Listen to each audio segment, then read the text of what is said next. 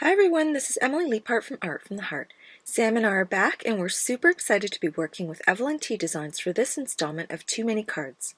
Evelin T Designs is our generous sponsor and Sam and I are featuring two of our favorite stamp sets called Coffee Loving Critters and Reading Buddies. I mean, what's better than books and coffee? Not much, except maybe wine and naps. Just look at these adorable critters. They're irresistible. Even though I didn't combine the sets myself, I love that these two stamp sets mix and match so well with each other. They're versatile on their own, but even better together, as you'll see in Sam's video. The first thing I do is stamp the images with Ranger archival ink so I can watercolor them. I do this with an acrylic block, and I actually won't be stamping extras this time. It doesn't always work out for me, but I thought I'd chance it, and I got lucky. I did stamp 2 stacks of books and 2 cold drink takeout cups because I'm planning to use both. After the stamping is done, I watercolor all of the images with distress inks, which I smoosh on my Brutus Monroe media mat. I used neutral colors for all the animals and colored their accessories in rainbow colors. I'm going to put on some music and fast forward through this coloring process.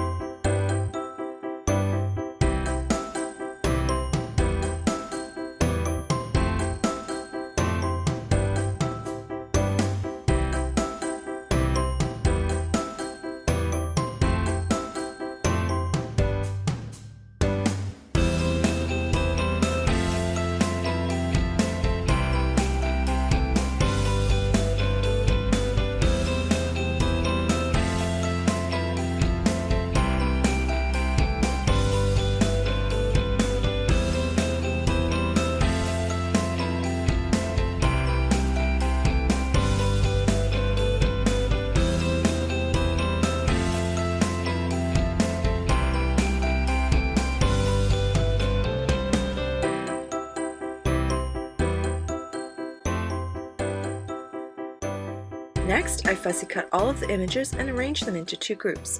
I'll use each of these groups on a different card. All the drink critters will appear together in one card, and the book critters will appear together on another card. For my first card, I'm going to split the panel into quadrants.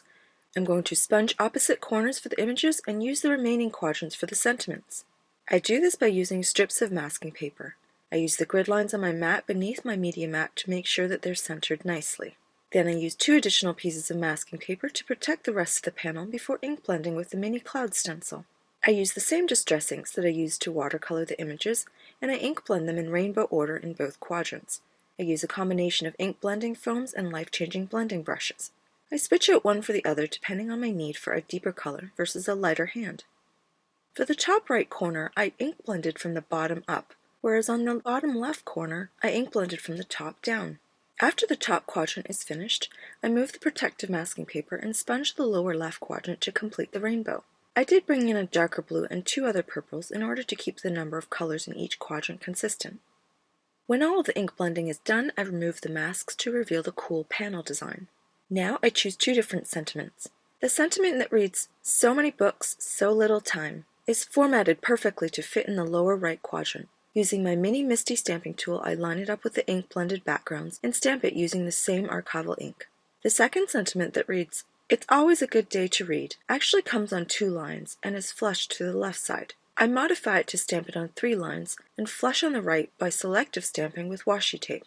It's a little tricky and hard to get the spacing between the lines just right, but after stamping, it looks as if the sentiment was created this way. I love it.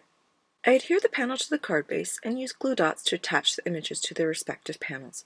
I really love this card and I don't think I'll be able to give it away. For my second card, I'm going to keep all of the images on the top half of the card.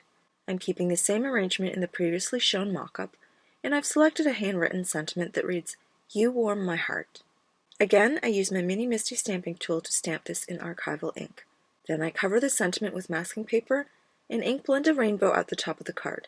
I wanted a more subtle background this time, since there are many more images and I didn't want the card to look crowded.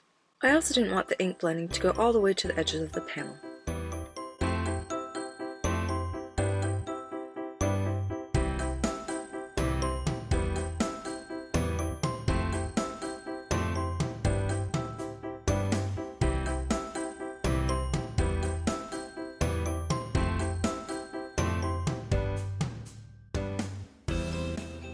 After removing the mask, I decided to second generation stamp the love, love, love sentiment in the background behind the critters.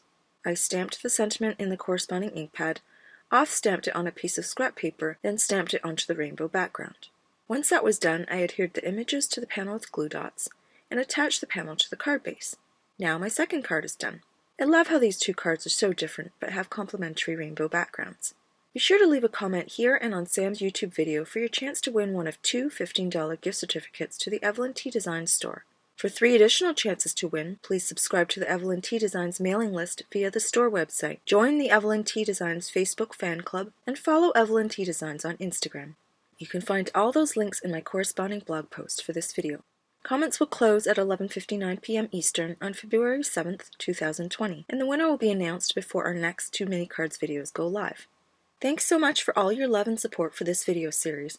If you enjoyed today's video, please click on the subscribe button so you don't miss any videos. Be sure to head to my blog for all the details, more photos, and a full supply list. See you again soon!